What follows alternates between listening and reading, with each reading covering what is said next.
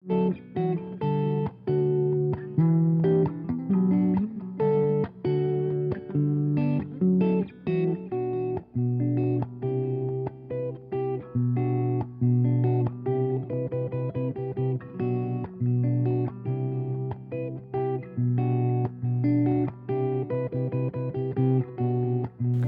my name is Nick Cotty, and I'm CEO of Data Chambers, located in Winston-Salem, North Carolina.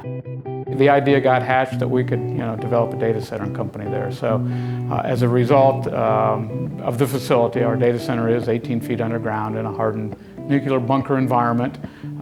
So it's very hardened, and that's one of the things that customers look for in a data center environment. It's not as scary and as eerie as a lot of people think. It feels like going to a large basement. I mean, it's 46,000 square feet underground, and there are lots of little hallways that lead various places, and people get back in there and they go, geez, I hope I can find my way out. We're doubling, tripling data every 13, 14 months now. I mean, it's just getting, I hate to say the word out of control because we store it, so we like that. But a lot of the government regulations and things that we're seeing are forcing people to keep data longer. As outsourcing is becoming more prevalent and more acceptable in the data center business, companies are looking to people like us and like Data Chambers to do those things for them.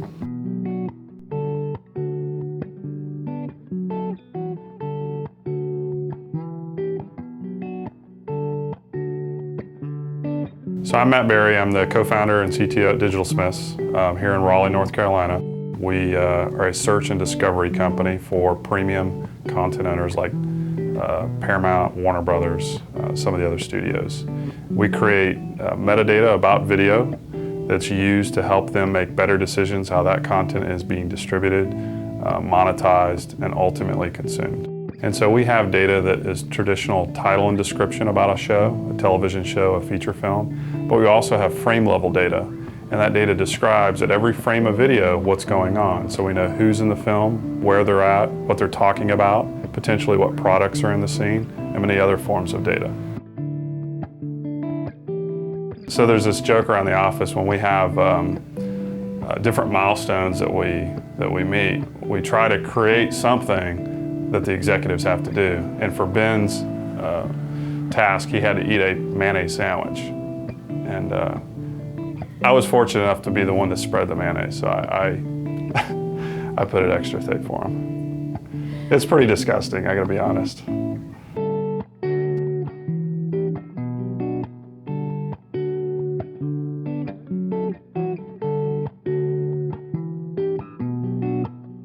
Hi, I'm Don Bosey with Inlet Technologies. Inlet is helping to redefine the video experience by enabling the delivery of professional quality video to any device at any time over any IP network. I come more from the networking side, and I'm learning a lot about video very quickly, but I've spent 25 years in the fiber optics and communications networking arena, and so now seeing the marriage of networking and video is pretty interesting and pretty exciting.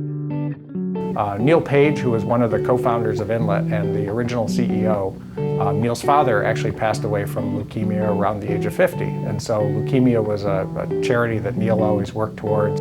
2 years ago, at the age of 49, Neil was diagnosed with leukemia and went through a very extensive range of treatment. But unfortunately, that was not enough to enable Neil to win the battle, and passed away about a year ago. It became a real rallying point for the company. So raising money for cancer research and leukemia research has really become a major focus for the company.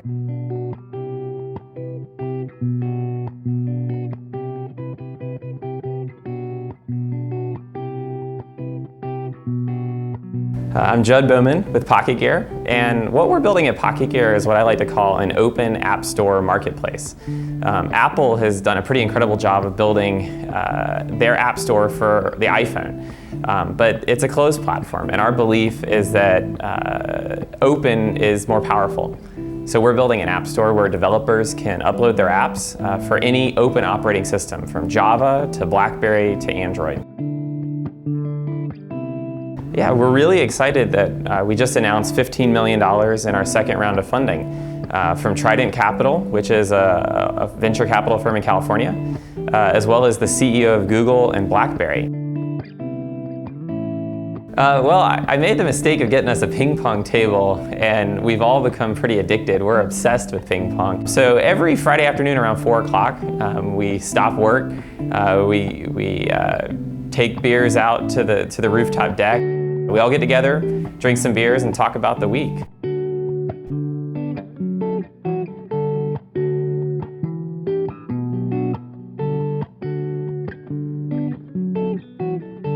My name is Jesse Lipson. I'm the CEO and founder of a company called ShareFile, and we allow companies to create a password-protected area for their clients where they can set up folders and exchange business files easily and securely. ShareFile was launched back in late 2005, about 4.5 years ago. And when we launched, I built the initial product myself and bootstrapped it, marketed it myself, and really just got started organically. And over time, the company has snowballed, and we have about 35 full-time employees now and over 11,000 corporate customers. A lot of people think that they want to start a business, but they think that they're not qualified or they're not an expert in anything. And for me, I didn't really let that stop me from getting into the mix. And regardless of whether you start something and it works out or not, you're still going to learn a lot. Another thing that keeps people holds people back is the feeling that they also are going to need to raise funding to start a business, and they don't know how to do that, and it is actually very difficult. But I always try to change people's perspective and say there's probably a way you can start your business without funding. Maybe start with a services business, be creative, because if that's what holds you back, then you're never going to get started.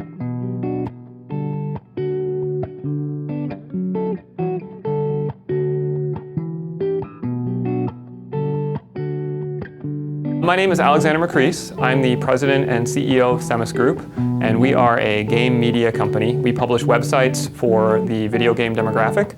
Our largest website is The Escapist, www.escapistmagazine.com. It's a 2-time Webby Award-winning website for video gamers that reaches about 4 million people a month.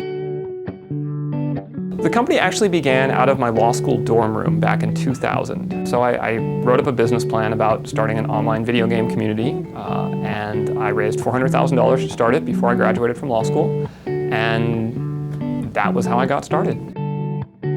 March Mayhem was an idea we cooked up a couple years ago when we had this realization that every March there's this massive event of the basketball tournaments, which virtually no one in our audience was paying attention to because they were playing video games. So we created this promotion where we rated and bracketed all of the leading video game companies in the world, and we put them against each other in popularity tournaments. And so it became this massive funnel for traffic to our website, such that we'll get a 30 or 40% bump in our numbers for the 2 months that promotion runs, and something like 100,000 to 200,000 extra registered users annually just registering for that promotion.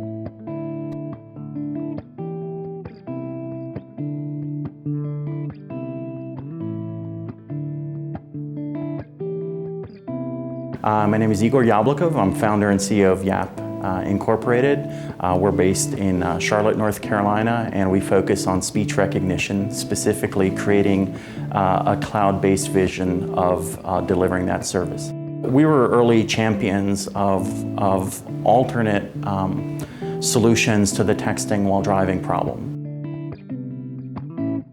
Prior to starting the company, I was actually leading a group of folks at IBM, specifically focused on R&D around mobile computing and speech recognition being blended together. So the co-founder of the company is actually my brother as well, and the working relationship actually is fairly efficient in that we have more complementary skills than not. One of the secrets that we have is the fact that there is no vacation policy. We inherently believe in our team members that everybody is self-motivated, doing the right thing for the company and our investors, and we have no vacation policy to speak of. Everybody just needs to check in and check out as their needs arise.